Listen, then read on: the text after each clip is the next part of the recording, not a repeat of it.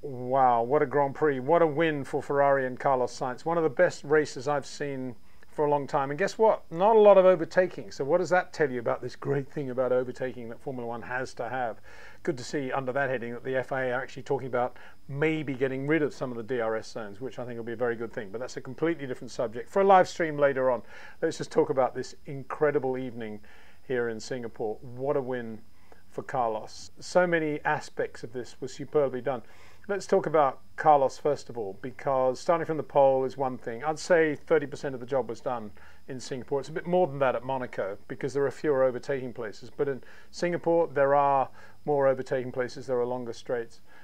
And he started on the medium tyre, like most of the people in the field, except for his teammate, Charles Leclerc. And that was the initial pressure that Carlos had to face, because they obviously put Charles on the soft tyres to get him off the line quickly so that in theory he could get in front of George Russell, who was on the front row alongside Carlos. And that worked perfectly. Two good starts by the Ferrari drivers. The problem was, of course, it was then Carlos and Charles. Charles on the soft tyre, Carlos on the medium. And Charles wanting to go a lot quicker. If he was to anyway justify being on that soft tyre with its shorter stint, he had to go faster than Carlos was prepared to go to look after the medium tyre to get as long a stint as he could at the front of the race. So that was a difficult managerial situation for Ferrari, and I think they handled it really well. They were quite tough with Charles because Charles kept saying, I can go quicker, what are we going to do? And they just said, look, sit 3 seconds behind him and let's go motor racing, just stay there. And of course at that point he had George Russell very close, and from Charles' point of view it was, do you want me to finish at least second or not, or do you want to give George a chance? And George, of course, was lighting up at this point because it looked as if Ferrari were just using Charles to try to hold up George, and he knew that all he had to do was outstint him. And Bob's your uncle, he can be at least P2 if not the winner. So that was a difficult situation, but I think Ferrari handled it well, and it was kind of saved by the first safety car, well, the only safety car in the race, which brought them both in and meant that Charles, of course, had a stacked pit stop.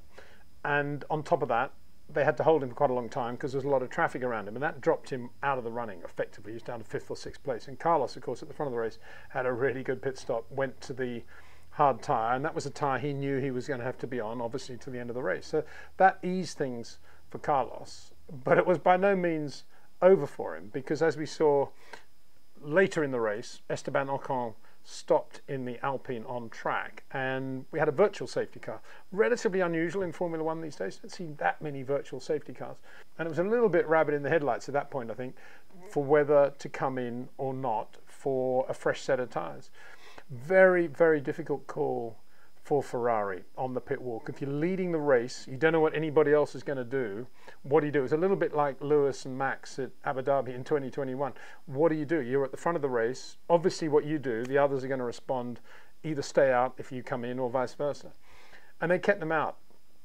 I suppose looking back now, you could say, I personally think it was the wrong call, but I'm not sure at the time if I would have made any different call, because he had the track position, he had the lead, and there was no telling, of course, what everyone else was going to do anyway. And Lando Norris, sure enough, stayed out as well. But the two Mercedes came in for new mediums. And that was the next big problem for Carlos Sainz. To have whatever he had, 15, 20 laps of the race still to go, long laps around Singapore, with two Mercedes on brand new medium tyres, and he's on pretty well-worn hard tyres, with all that distance still to go. That was the issue.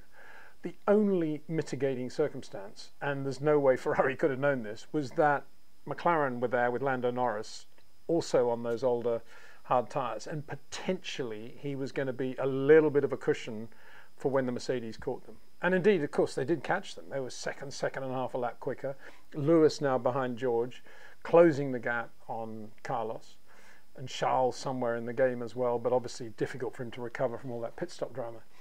And by any calculation, George was going to get onto the tail of the Ferrari with about 3 laps to go.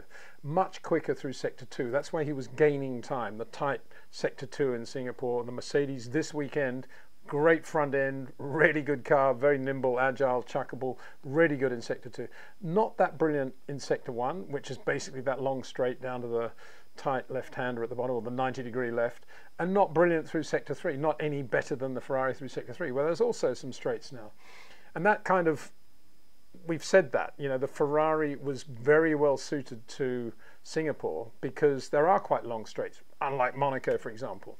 And it's not just high downforce as well, because we saw at Zandvoort, high downforce circuit, Ferrari wasn't very good at all. It was straights combined with these quick 90-degree corners. And that was the problem for Mercedes. They were really quick on Sector 2. That's where they consistently closed the gap to Carlos, and that's where they consistently closed the gap to Lando Norris as well.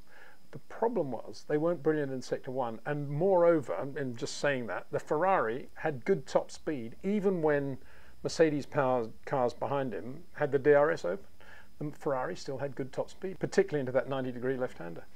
So in the closing laps, Lando was in the DRS range of Carlos Sainz, who'd driven, as I say, superbly to manage the tyres and to think of the last 3 or 4 laps of the race. And by this time, basically, the front tyres had gone. And again, just to reiterate the point, the correct call, probably looking back, was for Carlos Sainz and Charles Leclerc both to have come in for new sets of mediums, as did Mercedes. But Ferrari didn't know what was going to. If everybody stayed out, it was the right call to stay out.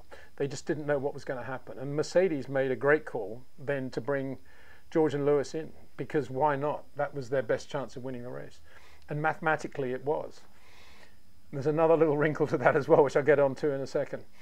The problem was this barrier, this buffer of Lando Norris. And Lando, having driven really well and got second place on the road when the Mercedes came in, was absolutely no way he was going to just give that position to George Russell. And as old as his tyres were, he was really good in the McLaren. And George, again, wasn't able to do much about it in Sector 1. It was in Sector 2. He was all over Lando in Sector 2. And that's where it all ended for George. He was so quick there, and I think his tyres, he'd lost a little bit of the edge from the medium tyre as well in the last couple of laps, whereas Lewis hadn't been quite as aggressive on the tyres into that last stint, and his tyres were in better shape. And George's tyres were probably just on the edge, and he was in this part of the Singapore lap where there wasn't any real opportunity to overtake, but he made a slight error under braking, caught a curb, and then just flicked off into the barrier. And that was it. And of course, at that moment, already Carlos had got a little bit of a lead because Lando was slowing down to defend second place. But it was no easy thing. It was really, really close. I said there was a little bit of a wrinkle in that whole business of how they use the medium tyres, the Mercedes drivers. I think if George had been behind Lewis and Lewis had driven the stint he did on the new mediums back end of the race, I think he might have won it because his tyres were in better shape at the end than George's. And yeah, he would still obviously have had to have passed Lando, and he would still probably have had the top speed problem with the Ferrari in Sector 1, but it would have been very, very close. As it was, Lewis then finished third. Good result for him after a relatively irritating, tiresome weekend where George always had the edge. But I think, you know, what this will do for Lewis's confidence now, to see George at that moment of the race make that sort of error. All of a sudden, Lewis Hamilton is the 7 times world champion again. Lando, really, really good to finish second, to beat the factory Mercedes, if you like, on paper now. Yeah, George was slightly quicker. McLaren obviously think that Mercedes had a really, really plugged front end, which is great for Sector 2 in Singapore. But they weren't that quick on the straight any more than McLaren were compared with Ferrari. And again, let's look back at Zandvoort, high downforce circuit, and Ferrari weren't very good on the lap, but they were good here because there weren't many long corners to penalise their lack of downforce, inherent downforce, if that's the right word, or ground effect downforce. And that's why this circuit was so good for them. You know, Carlos had Charles Leclerc to deal with early. He had the start to deal with. He made a very good start, so that was good. Then he had Charles to deal with in the first 15 laps. If Charles obviously wanted to go quicker, and then disgruntled that he had to sit 3 seconds behind Carlos. And Carlos, not knowing really what pace to run, other than just to make sure that he could extend his stint for as long as possible, because there was no yardstick, of course. It's always quite difficult in that situation in the race. You're going into territory that nobody's gone near in the long runs on a Friday or a Saturday. So he did that really well. The pit stop went well.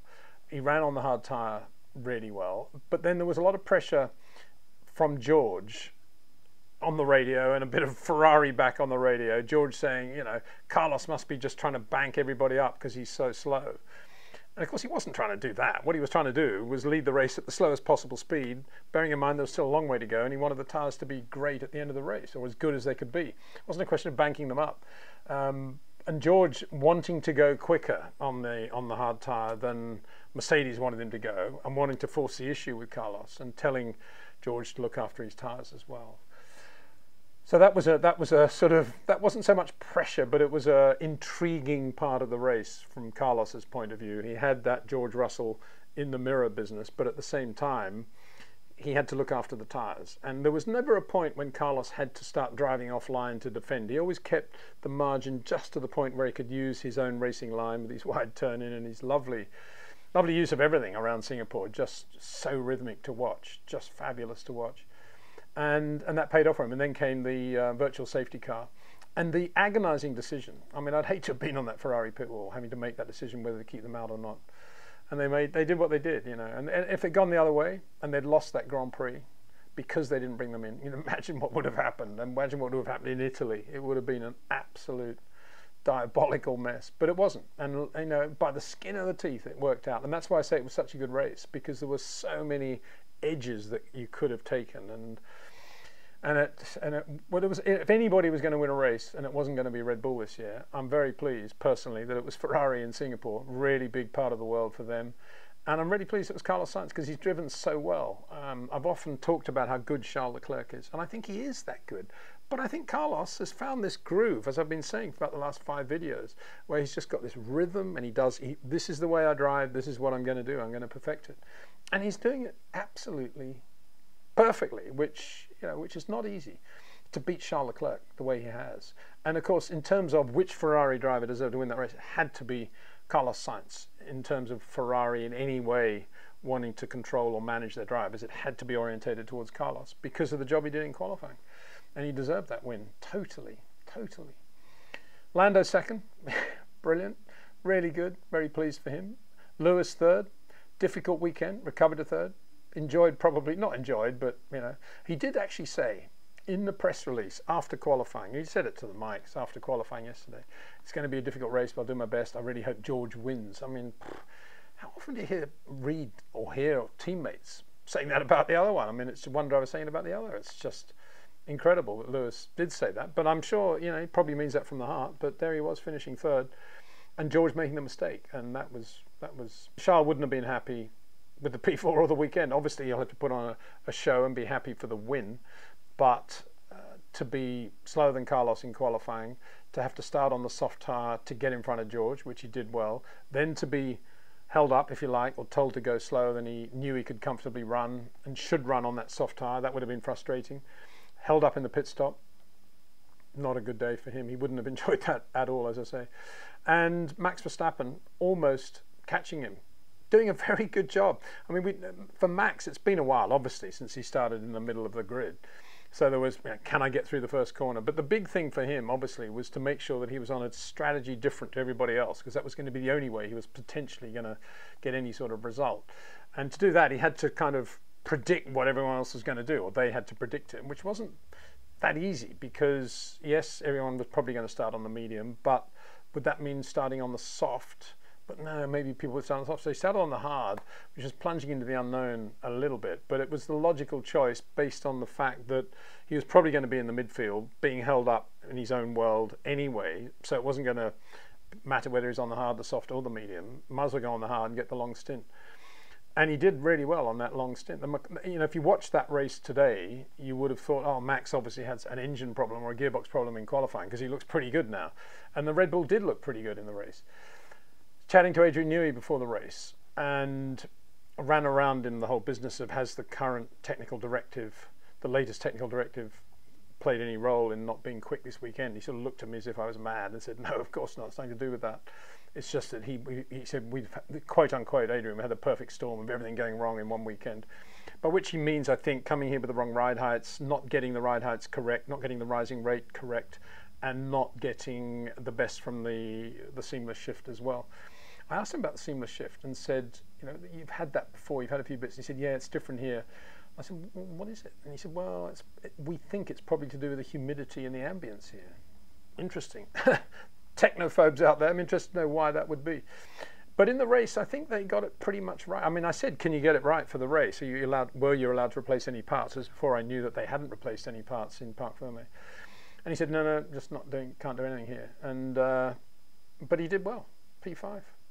Having to get past people like, you know, the two Haas Ferraris, particularly Kevin Magnussen's, never easy, and then you've got the Alpines to pass and race with. You know, it was a pretty uncomfortable race for Max, but he probably enjoyed it, all that passing and overtaking, and yeah, there was a lot there in the world of Max Verstappen, particularly as he came in for a new set of mediums at exactly the wrong moment, like 1 lap or 2 laps before the virtual safety car, which was brought up by Esteban Ocon, who'd gone well in the Alpine. Shame that he had to pull that by the side of the track. He's ahead of Gasly and had done very well. And it had 2 laps longer, and Max would have got that pit stop under virtual safety car. I'm not sure it would have made that much difference, but probably it would have helped him a little bit. I'm not sure he would have beaten Leclerc on reflection, but nonetheless, if it had been a safety car, different story, of course. And so Max did that, and then he was really quick on the mediums at the end and caught the bunch, almost caught Charles Leclerc right at the end. So Red Bull weren't disgraced by any means, but this is the first time they haven't won a race this year. Max's run of wins has come to an end, but it's Ferrari that have done it, and yeah, who can be unhappy about that? I mean, Singapore at the moment is just heaving. You probably can't hear it, but there's sort of a massive rock concert going on behind me, and fireworks still, the whole thing. It's just an amazing thing. And for Ferrari to win that race, huge win. Much bigger than winning any Grand Prix apart from probably Monaco, or maybe a home win at Monza. Let's have a look quickly at the other results. Pierre Gasly, good job, P6. Chatting to him this morning as well. They were running, I mean, he said Friday was a bit of a washout because they were running a lot of 2024 parts on the car, and then he never really got the car feeling right, but he did well in the race, kept it going, obviously benefited from the retirement of his teammate Esteban Ocon, and of course by the last minute drama of George Russell, but what a result for Pierre Gasly. Oscar Piastri, good drive, P7 in the other McLaren, very good. Sergio Perez finished 8th in the other Red Bull, and 9th, first points in his career, Liam Lawson in the AlphaTauri. Really good. Congratulations to him for that. And Kevin Magnussen, the other point scorer in the Haas Ferrari. And good to see Haas actually get a point for all that stuff they did in Q3, because normally the tyres go away and they get out of the points, but they got it. So yeah, I've got a plane to catch, so I can't make this much longer, I'm afraid. I'm very lucky, I think, to be doing this video, because it's so nice to be able to talk about this race and how good it was, and how great the job was that Carlos did for Ferrari, and how good the racing was. I mean, it was talk about tension. I had a lot of guests in the suite today where we were working, and not many of them knew much about Formula One, but by the end of it they were completely captivated. I mean, this was better than anything you're going to see behind the scenes. This was Formula One, absolutely raw and in your face. It was absolutely superb. And it happened in a place like Singapore under the lights. I mean, it doesn't get much better than that, does it?